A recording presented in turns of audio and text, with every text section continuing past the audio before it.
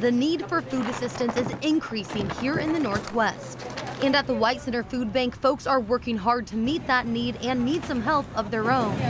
With the increased need from the community for food, we need more food and we need more volunteers and we need more money. Heather Crandall, who works for the food bank, says in 2021 they saw an average of 100 to 120 families per day. Now they're seeing up to 200 per day. A lot of families are struggling to make ends meet, and more so than maybe what it feels like during the pandemic. She says high food costs and pandemic-era food benefits ending all contribute to the surge, something seen firsthand by volunteer Grace Blum. So it's a lot of familiar faces that come in week to week, and I've seen a lot of newer faces in the last few months. Each day, White Center Food Bank volunteers visit Safeway to pick up an assortment of food.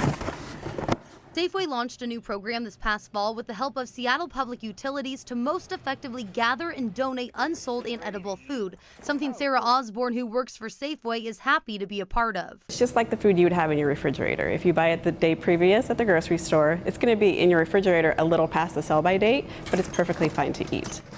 She says the Safeway stores in Seattle have more than 4 tons of unsold edible food to donate each week, but not all food banks have enough volunteers to pick up the food like White Center Food Bank does. So they have somebody who can pick up the food every day. And unfortunately, that's not the case for a lot of food pantries right now. They hope food banks get more volunteers to pick up the food, not only to help families get fed, but to prevent waste.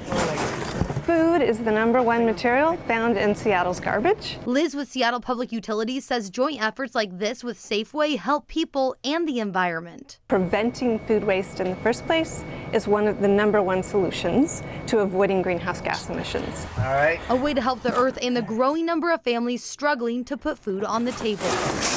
In White Center, Connor Board, King 5 News.